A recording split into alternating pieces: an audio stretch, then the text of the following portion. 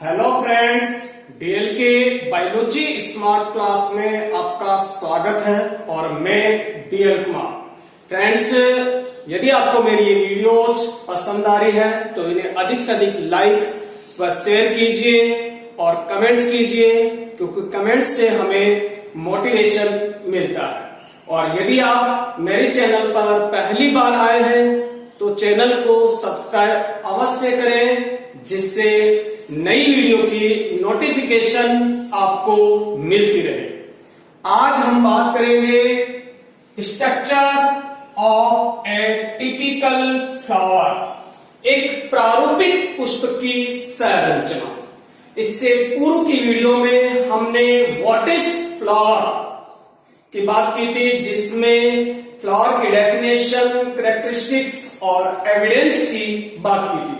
और आज हम बात करेंगे structure of A typical flower, एक प्रारूपिक पुष्प की संरचना। जैसा कि हम जानते हैं कि flower is modified and determinate suit. पुष्प एक रूपांतरित व निश्चित वृद्धि वाला परो है और उसके स्ट्रक्चर का अध्ययन हम निम्न बिंदुओं में करेंगे। सबसे पहले अपन बात करेंगे पेडंकल या फ्लावर एक्सिस। पेडंकल या फ्लावर एक्सिस पादप की वह शाखा है जिस पर पुष्प लगे होते हैं।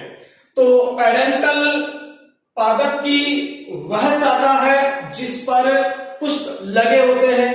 तो ये जो ब्रांच दिख रही है अपने को, जिस पर पुष्प लगा हुआ है, यह है पेडंकल या फ्लावर एक्सिस, या इसे पुष्पावली वृत्त कहते हैं, जिस पर पुष्प लगा हुआ है। और इसी पर सारे पुष्प अरेंज रहते हैं, इसी कारण से उसे अपन पुष्पक्रम भी कहते हैं। तो पुष्पावली वृत्त पर ही पुष्प अरेंज्ड रहते हैं। तो यह है भी पेडंकल, जो आपको ये एक मोटी शाखा के रूप में दिखाई दे रही है, ये पेडंकल है, फर्स्ट पार्ट। सेकंड पार्ट अपन बात करें ब्रैक्ट, सहपत्र। देखिए, ये पेडंकल है और ये पुष्पवृंत है। इनके मध्य एक पर्ण लाइक स्ट्रक्चर उपस्थित होते हैं, जिसे ब्रैक्ट अपन कहते हैं। तो छोटी पर्ण सदृश रचना, तो ये पेडंकल है और ये पेडिकल है। इन दोनों के बीच जो ये एंगल है, इस एंगल को अपन एक्सिस एंगल कहते हैं, कक्ष कोण कहते हैं। और इस कक्ष कोण में एक छोटी लीफ लाइक स्ट्रक्चर प्रेजेंट होती है, जिसे ब्रैक्ट कहते हैं। ब्रैक्टेड फ्लावर विथ ब्रैक्ट, ऐसे फ्लावर जिसमें ब्रैक्ट प्रेजेंट हो उसे सहपत्री या ब्रैक्टेड फ्लावर कहते हैं। इनब्रैक्टेड विदाउट फ्लावर विदाउट ब्रैक्ट, ऐसे फ्लावर जिसमें ब्रैक्ट नहीं होती, उसे इनब्रैक्टेड कहते हैं।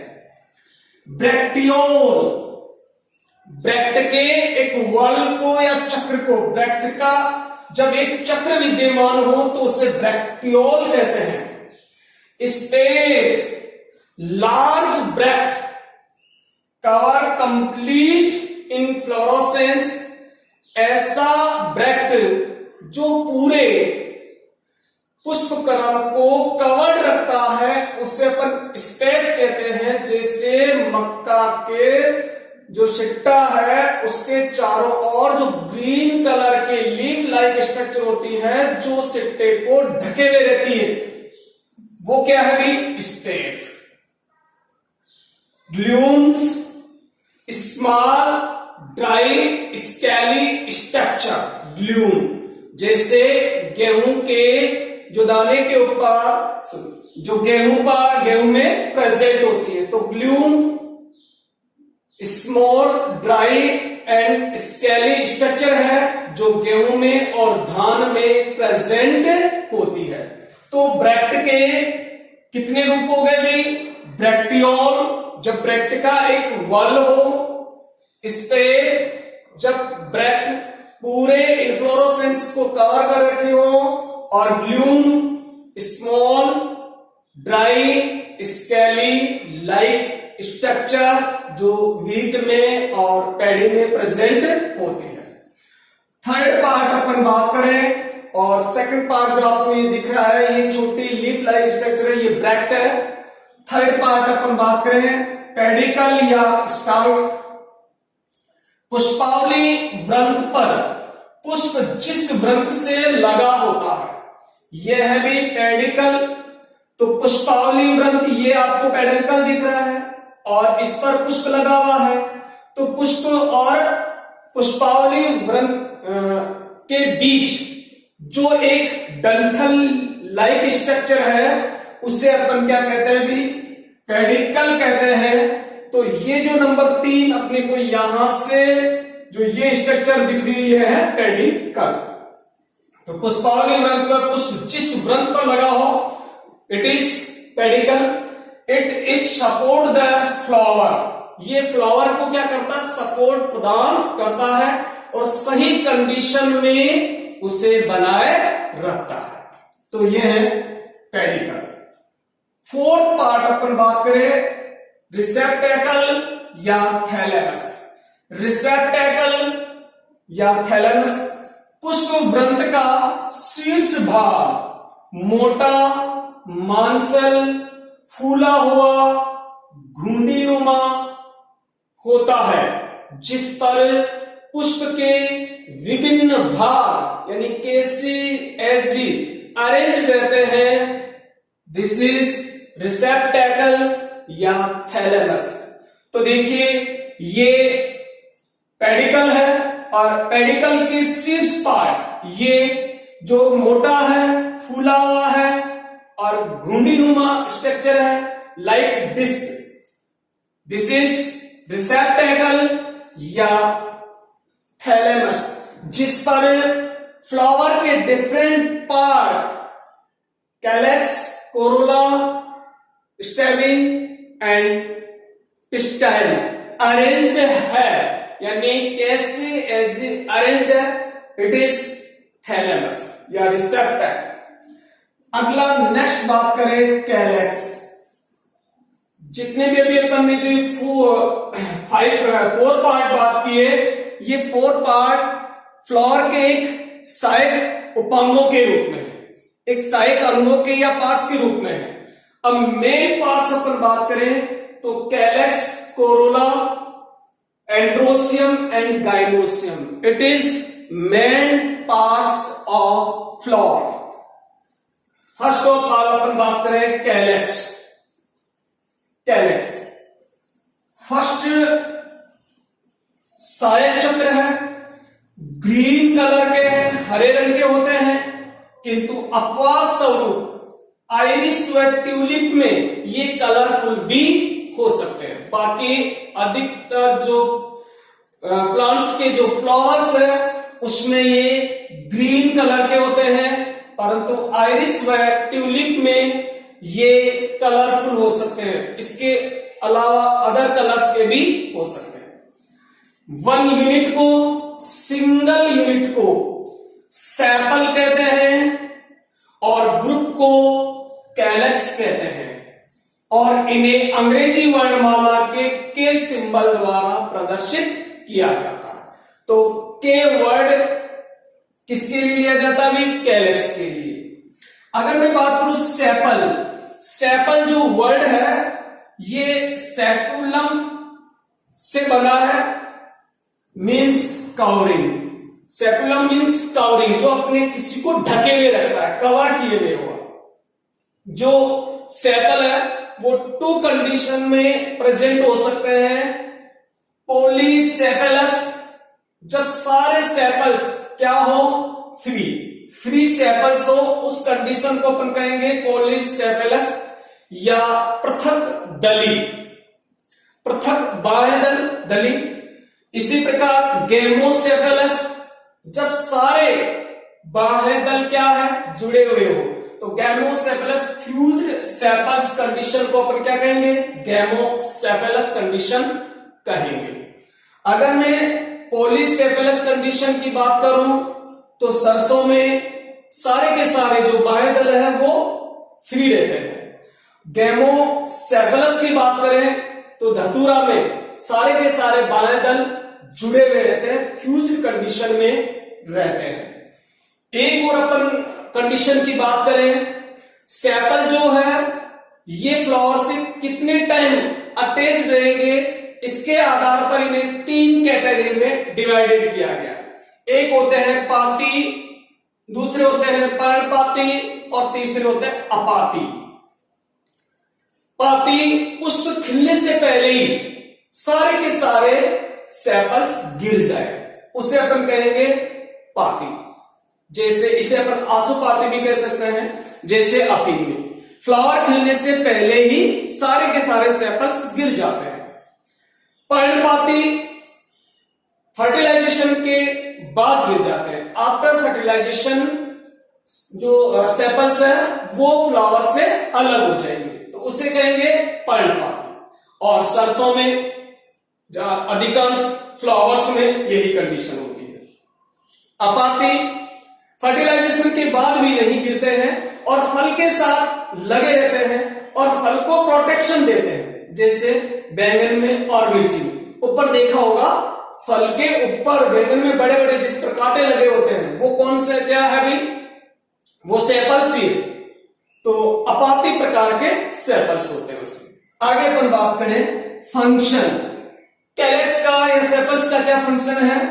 तो ये जितने भी जो एसेंशियल पार्ट है फ्लावर के उसको प्रोटेक्शन देते हैं, फोटोसिंथेसिस प्रकाश संश्लेषण का कार्य करते हैं, फल की रक्षा करते हैं। जैसे कांटे नुमा रचना में बदल जाता है ट्रापा में, जो ट्रापा का जो सिंगाड़ा होता है, सिंगाड़े में जो वो कांटे छिलके के रूप में होता है उसमें वो सेपल्स का रूप होता है और वो फल को प्रोटेक्शन दे रहे हैं। इसी प्रकार बैंगन में और मिर्ची में भी ये प्रोटेक्शन दे रहे हैं।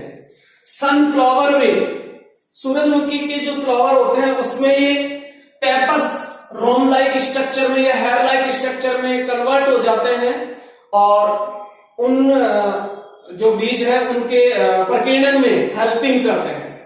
कुछ पादपों में सेपल्स कलरफुल हो जाते हैं और विज्ञापन ध्वज के रूप में कार्य करते हैं। जैसे मोसेंडा में विज्ञापन ध्वज के रूप में ये कार्य करते हैं।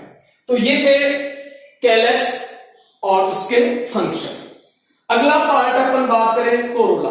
और अगर मैं आपको इस फ्लावर की स्ट्रक्चर में कैलेक्स की बात करूं तो ये कैलेक्स आपको दिख रहे हैं, जो 5th नंबर पे है ये कैलेक्स है। यहां भी अपन बात करें तो ये कैलेक्स है। इसका कैलेक्स में ध्यान दें कि इसका जो बाहरी छूर है वो नुकीला होता है और जो थैलेमस से अटैच करता है वो थोड़ा चौड़ा सिरा होता है। तो ये अपन इसको आइडेंटिफाई करने का तरीका है, किसको? कैलेक्स को। अगला अपन बात करें कोरोला। इसे अंग्रेजी वर्णमाला के सी वर्ड द्वारा प्रदर्शित किया जाता है, सी वर्ण द्वारा। सेकंड सहायक चक्र है, फर्स्ट सहायक चक्र कैलेक्स थे, ये सेकंड सहायक चक्र है। बड़े आकर्षक व रंगीन है, वेरी अट्रैक्टिव है और कलरफुल होते हैं। मकरंद व गंध युक्त होते हैं, सुगंधित और मकरंद युक्त होते हैं। 1 यूनिट को पेटल कहते हैं, ग्रुप को कोरोला कहते हैं। इसके सिंगल यूनिट को पेटल कहेंगे, ग्रुप को कोरोला कहेंगे।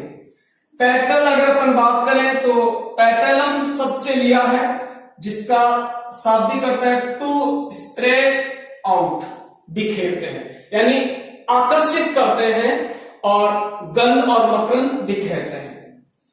ये भी पॉलीपेटलस, फ्री पेटल्स हो, जब सारे के सारे जो पेटल्स है वो कैसे हो? फ्री हो, तो उसे पॉलीपेटलस कंडीशन कहेंगे। जैसे रोज में गैमोपेटलस, जब सारे के सारे पेटल्स क्या हो? अटैच्ड हो, फ्यूज हो, जिसे धतूरा में। और ये भी पाती, पर्णपाती और अपाती प्रकार के हो सकते हैं।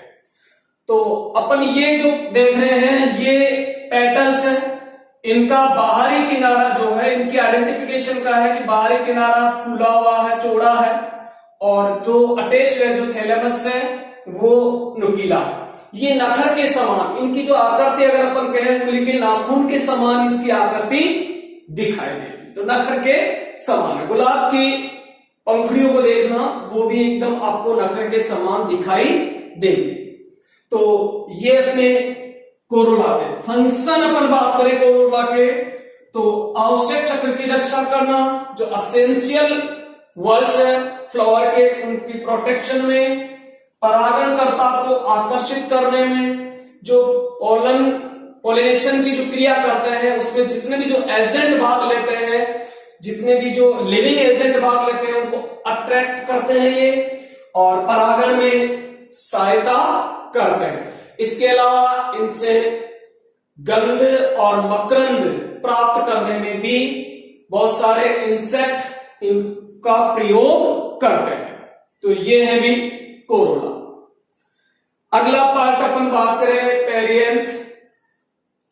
पेरिएंथ एक इन दोनों के मध्य का पार्ट है, जो जरूरी नहीं है सारे फ्लावर्स में प्रेजेंट हो। तो पेरिएंथ को अंग्रेजी वर्ण वाला के पी वर्ण द्वारा प्रदर्शित किया जाता है। When calyx and Corolla can not be differentiated,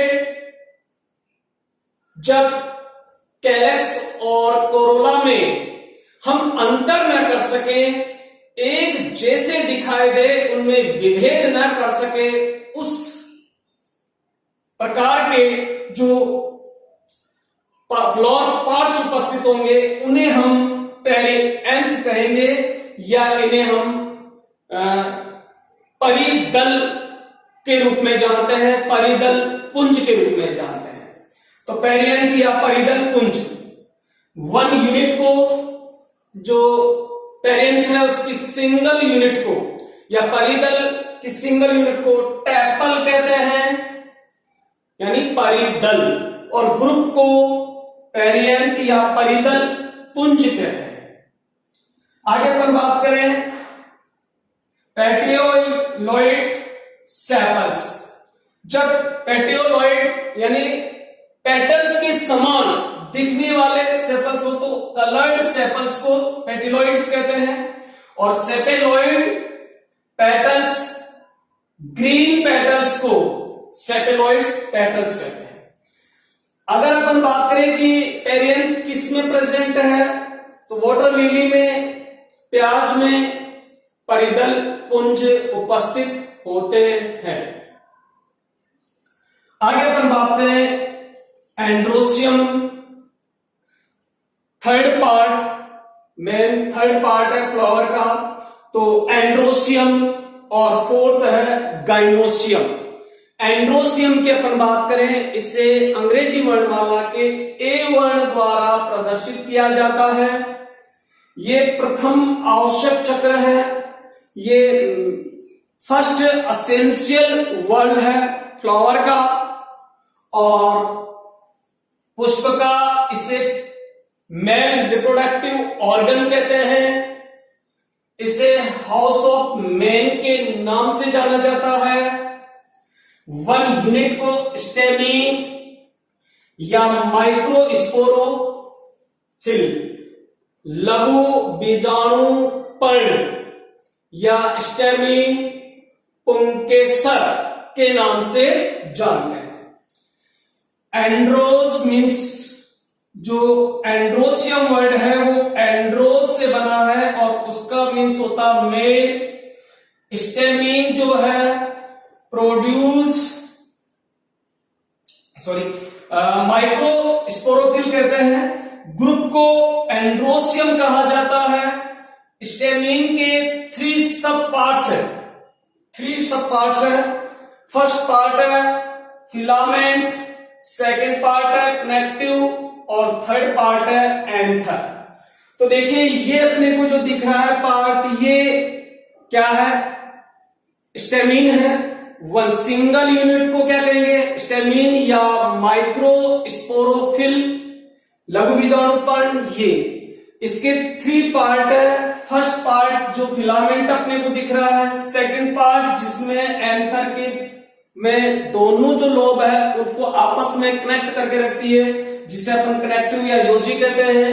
third part जिसे एंथर अपन कह रहे हैं। ये 3 सब यूनिट होती है, किसमें? स्टेमिन में। अब देखिए अपन बात करें, यहां पर भी अपने को दिख रहा है, तो ये जो पार्ट है ये फिलामेंट है, ये जो पार्ट है ये कनेक्टिव है, और ये जो है ये एंथर है। एंथर में 2 लोब होती है, जैसे एक लोब ये हो गई, दूसरी लोब ये, इस तरीके से 2 लोब्स होती है, और प्रत्येक लोब में 2 माइक्रोस्पोरेंजियम, 2 लघु बीजाणु धानियां उपस्थित होती है, और प्रत्येक लघु बीजाणु धानी में असंख्य अनंत क्या उपस्थित होते हैं? पोलन ग्रेन प्रेजेंट होते हैं। तो इसमें 2 एक लोब ये है, एक इस तरीके से 2 क्या होती है? माइक्रोस्पोरेंजियम होती है, जिसमें अनेक पोलन ग्रेन प्रेजेंट होते हैं। ऐसे पोलन ग्रेन प्रेजेंट होते हैं इसमें, और पोलन ग्रेन ही पोलिनेशन में भाग लेते हैं। चलिए, तो देखो एंड्रोस मीन्स मेल है, स्टेमिन जो है प्रोड्यूस पोलन ग्रेन, जैसा कि मैंने अभी आपको बताया कि पोलन ग्रेन प्रोड्यूस करेंगे, या माइक्रोस्पोर प्रोड्यूस करते हैं, बनाते हैं। जो स्टेमिन है इसमें 2 तरीके का अरेंजमेंट होता है, 2 तरीके से अरेंज होता है। एक होता है ससंजन, एक होता है आसंजन। ससंजन जब एंथर के, यानी एंथर में अगर सॉरी जब अपन स्टेमिन की बात करें तो फिलामेंट, कनेक्टिव और एंथर ये आपस में जुड़े हुए हो, तो उसे अपन क्या कहेंगे? ससंजन। यानी स्टेमिन के जब 3 पार्ट्स आपस में फ्यूज्ड हो तो उस कंडीशन को अपन क्या कहेंगे? ससंजन।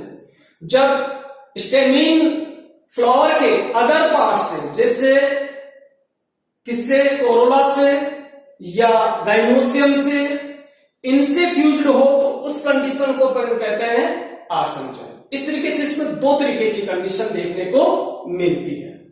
तो ये था अपना एंड्रोसियम फ्लावर का 3rd पार्ट।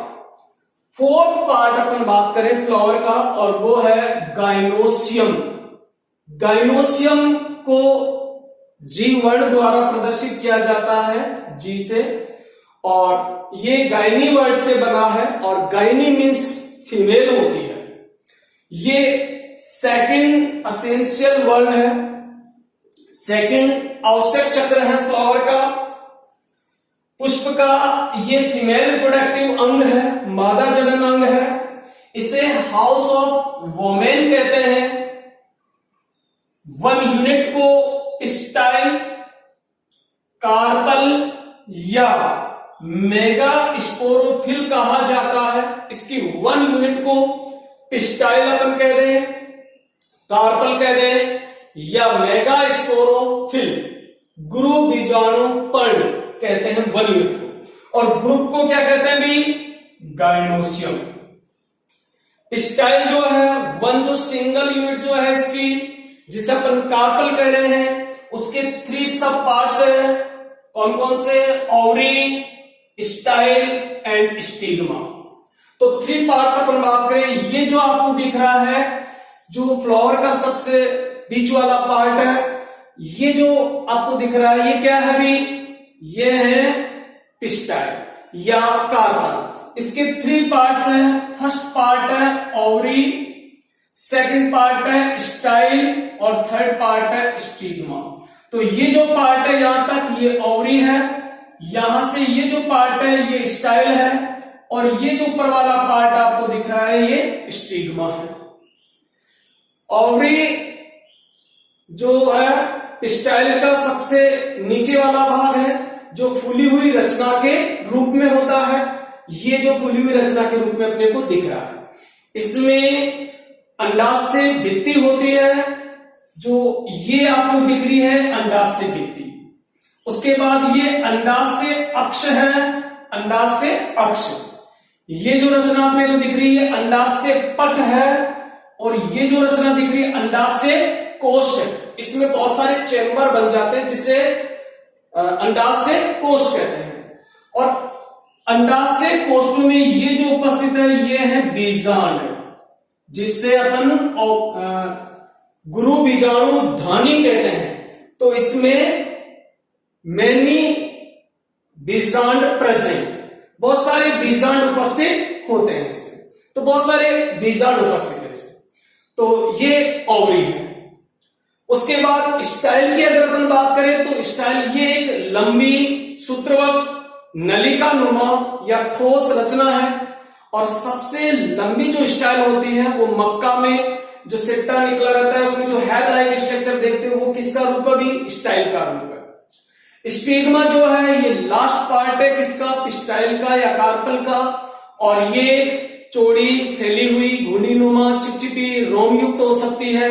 इसे पोलन ग्रेन का मंच भी कहते हैं, क्योंकि पोलन ग्रेन जो है वो इसी पर आकर स्टे करते हैं, रुकते हैं। इसीलिए परागकणों का मंच क्या है भी?